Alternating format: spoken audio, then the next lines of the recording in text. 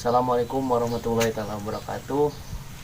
Halo teman-teman pendamping, kembali lagi bersama saya Gunawan Channel PKH 2020. Kali ini saya akan simulasi P2K2, yaitu tentang modul yang keempat, yaitu perlindungan anak. Sesinya yaitu sesi yang ke-12, yaitu penelantaran dan eksplorasi anak. Yang akan dibahas adalah langkah yang ketiga, yaitu contoh-contoh penelantaran anak. Baik teman-teman, selamat menyaksikan. Assalamualaikum warahmatullahi wabarakatuh. Waalaikumsalam. Apa kabar hari ini? Alhamdulillah. Kenapa tidak semangat ini ya? Pada sehat semua? Sehat. Alhamdulillah. Coba tepuk mantul dulu ya. Ini ya, tepuk mantul. Tepuk mantul. Mantul, mantul. Mantul, mantul. Mantul. Oke, hari ini kita akan belajar tentang modul perlindungan anak ya, modul yang keempat. Warnanya apa ini? Punya? Saya tahu warnanya Biru. biru. Ini yaitu tentang perlindungan anak. Jadi anak itu harus dilindungi ya, bukannya dibiarkan ya oleh orang tua. Ibu punya anak tidak di rumah? Punya. Coba ini anaknya usianya berapa atau kelas berapa? Usianya 15 tahun, yang 7 tahun. Dan ada yang 7 tahun, berarti sekitar SMP ya. Iya, Dan SD ya. Kalau Ibu Nuni ini Ibu Nunina, anaknya SMP. terus kalau ini SMA. SMA. Sayang nggak sama anaknya? Sayang. Alhamdulillah ya kalau sayang ya. Gitu. Nah, di sini saya juga akan menjelaskan tentang anak itu kan ada orang tua yang tidak sayang sama anaknya ya. Iya. Banyak kalau ibu-ibu saya lah pasti di sini ya, sayang sekali sama anak-anaknya ya. Saya akan memberikan di sini menjelaskan tentang contoh-contoh penelantaran anak ya. Yaitu mungkin ada beberapa faktor ya anak itu ditelantarkan. Sebelumnya silakan ibu-ibu membuat kelompok ya. Ini satu, kelompok dua, kelompok tiga ya. Siap? Ya. Kalau sudah, coba ya ibu-ibu diskusikan kira-kira apa saja contoh penelantaran anak ya. Iya. Saya kasih waktu 5 menit ya. Silakan. A few moments later. Sudah ibu-ibu? Nah, Oke. Baik, sebelum nanti ibu-ibu memberikan contoh ya. Oke, kalau saya bilang PKH, jawabnya luar biasa. Bisa? bisa. Oke, PKH. Luar biasa. Oke, kurang keras. PKH. Luar biasa. Oke, ya. Baik. Oke, dimulai dari Ibu Gita dulu ya. Coba Ibu Gita, contoh penelantaran anak, contohnya apa Ibu? Tidak menyekolahkan. Tidak menyekolahkan anak. Ya, betul ya. Tepuk mantul buat Bu Gita. Mantul. Mantap. Betul. Nah, mantap betul ya. Oke. Terus Ibu Nuni coba contoh Ini seperti anaknya itu dibiarkan saja main ke sana main ke sini. Nah, berarti tidak ada pengawasan. Tidak ada Ya pengawasan. betul ya, tepuk mantul.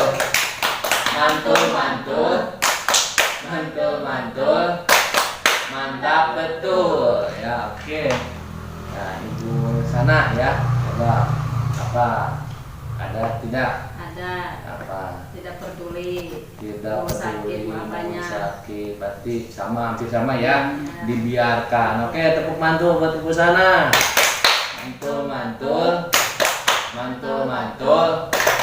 Mantap betul ya. Oke, ini saya ada contoh ya dari lipat 03 ini.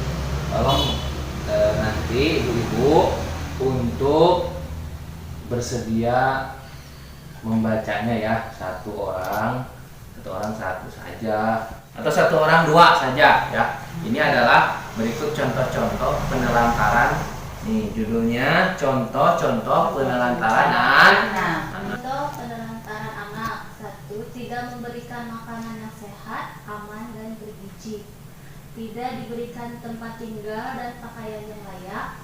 Nah ya, yang pertama itu tadi apa? Tidak memberikan makanan yang sehat, aman, dan bergizi. Kemarin kan sudah dijelaskan di modul sebelumnya bahwa anak itu harus diberikan makanan yang bergizi.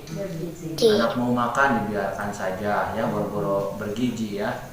Nanti anaknya sakit, terus tidak berprestasi juga, tidak cerdas, kan? Orang tua sendiri kan nanti yang sedih ya kalau tidak berprestasi. Di sini tidak diberikan tempat tinggal dan pakaian yang layak. Contohnya misalkan anak tidur di mana saja. Apalagi kalau anak kecil itu jangan dibiarkan tidur di tanah ya, soalnya nanti anaknya bisa-bisa cacingan. Jadi tidak boleh anak tidur sembarangan di tanah misalkan ya, tidur tidak boleh ya. Kalau kita peduli dan sayang kepada anak, ini dua ini termasuk ke dalam penelantaran anak. Coba selanjutnya nomor 3 dan nomor 4 Ibu Nuni baca. Tidak pernah diberi waktu dan kesempatan bermain. Tidak diizinkan sekolah. Awas ini Ibu. Ini juga sebagian dari penelantaran anak ya.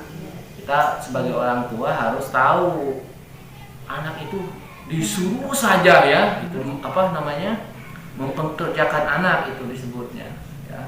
Jadi ibu-ibu harus anak-anak itu diberikan waktu supaya bisa bermain dengan temannya, dengan seusianya ya. Awas bermain juga jangan dibiarkan bermain sama orang dewasa. Contohnya seperti ini ya. Anak kita itu kelas 1 SD. Kalau bisa itu bermainnya harus sama kelas 1 SD ya. Jangan anak kita itu kelas 1 SD bermain sama anak SMP, anak SMA. Nah itu awas, hati-hati ya. Tidak boleh juga nanti salah pergaulan nanti ya kesananya ya. Tidak diizinkan sekolah. Nah tadi seperti kita ya, justru itu salah. Justru orang tua itu kewajibannya adalah mengajarkan anak-anak untuk belajar. Ya, ini mah kalau tong sekolah, budak ke sekolah teh, nyantapkeun dibiarkan ya seperti itu. 5 dan ke-6 coba.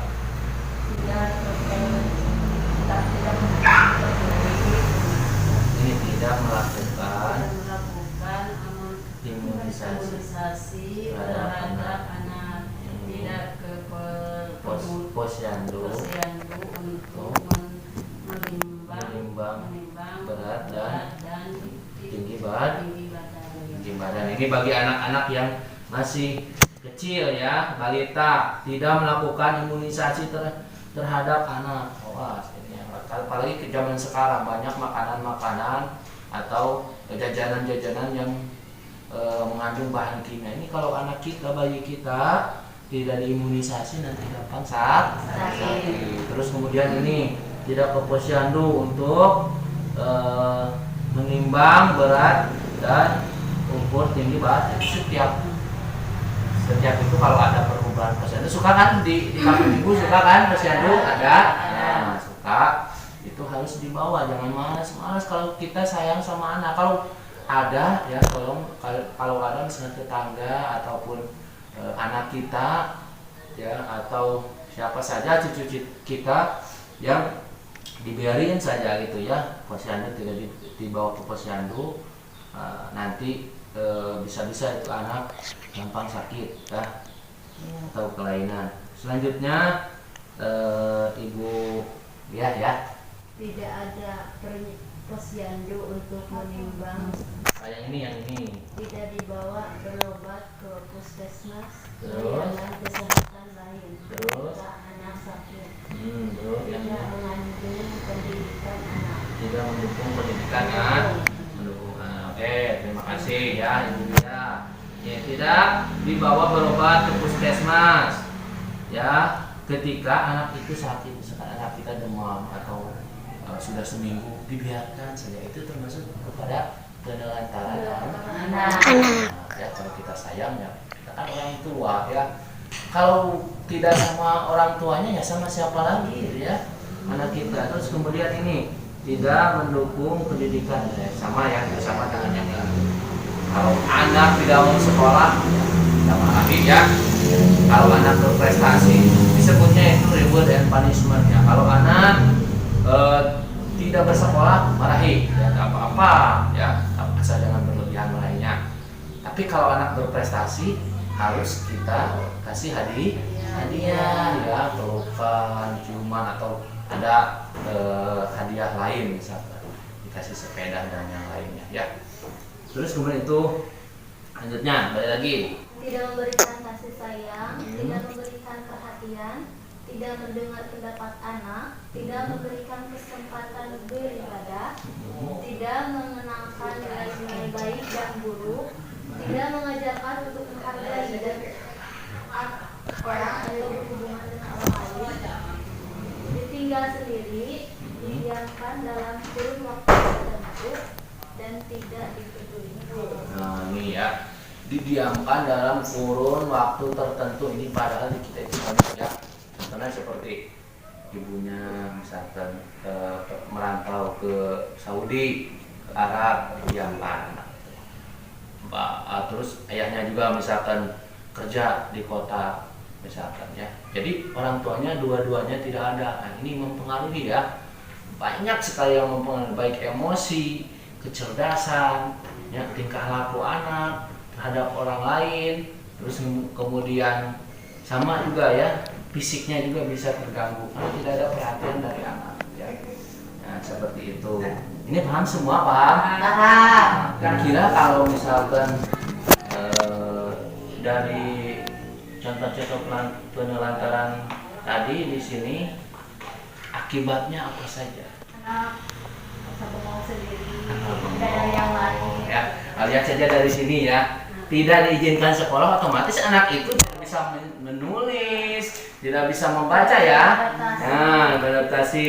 Terus misalkan apa tadi? Tidak melakukan imunisasi terhadap anak. Anak tidak diimunisasi berarti Tidak sehat, tidak sehat, sakit. Terus kemudian pertumbuhannya beda sama anak-anak yang suka diimunisasi ya, seperti itu. Nah, terus kemudian ini ada gambar lagi ya Ibu, dekat 8. Bu Nuni ini baca yang ini, kelihatan nggak? Ini ya. Akibat penelantaran. Di sini ya, baca. Yang keras.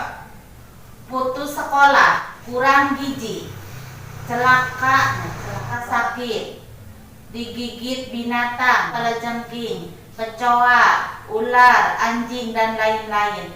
Sering ketakutan, tidak berani. Gitu ya, sudah sangat jelas ya Ibu Nuni itu ya. Jadi kata saya tadi, tidur juga harus di kasur ya, jangan di tanah anak itu, nanti takutnya ada cacing masuk ke dalam tubuhnya, berkecoa, terus kalajengking. Terus kalau misalkan anak didiamkan ya, ditelantarkan ya, misalkan seharian dibiarkan saja, kita tidak cari ya, main bisa-bisa kan ke hutan, nanti digigit anjing atau digigit apa, ular misalkan ya. Jadi jangan ditelantarkan ya. Ini adalah akibat dari penelantaran. Coba selanjutnya, cara mencegah penelantaran. Coba kita baca. Cara mencegah penelantaran. Yang pertama, memenuhi kebutuhan dasar anak atau kasih sayang, sandang, pangan, dan papan.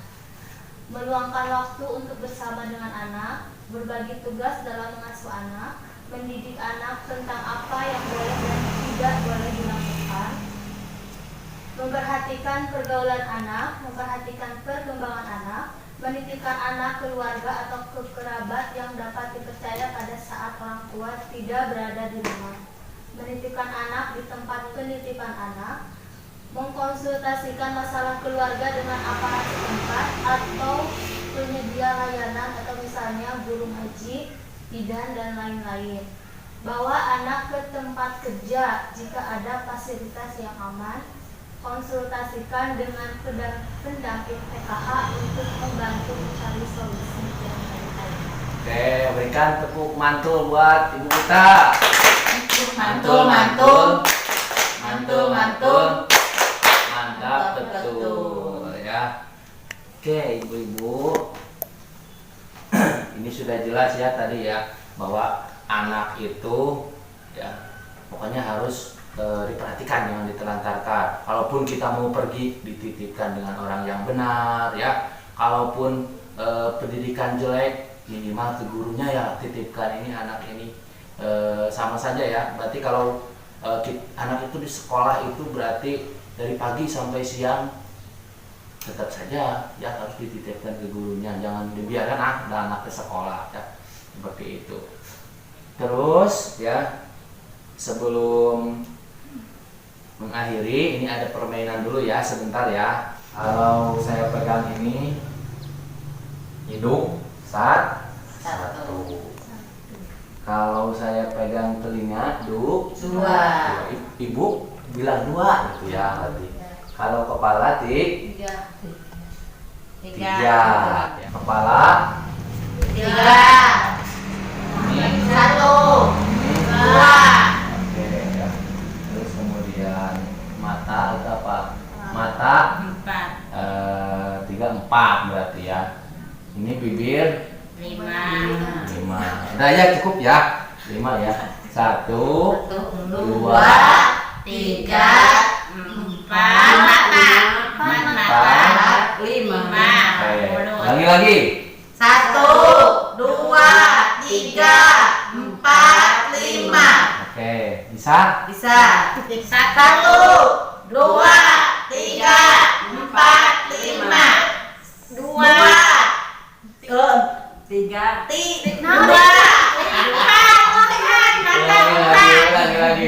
Ulangi ya. Ulangi. 1, Pak. 1, 2, 3, 4, 5, 1, 2, 2, 4, 5. 5, 1, 2, 3. Oke, teman-teman buat kita. Oke, sekarang apa ya? Ini masing-masing gitu ya jawabnya ya. Ini ya tuh. Berarti kalau saya ini jawab, ini jawab, ini dari sini ya mulainya siap. Cepat ya jawabnya ya. 3, 2, 5, 1, Ini 3, 2, 1, 2.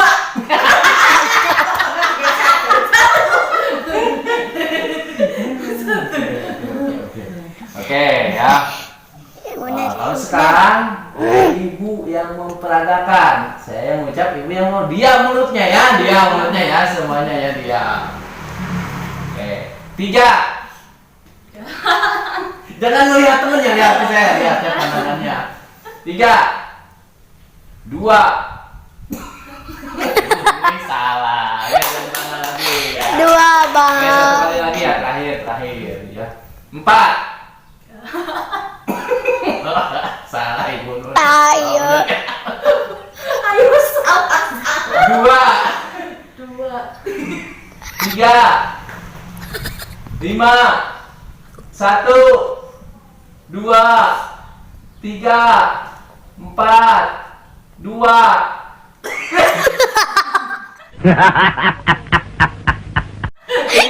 Ini 4. 2.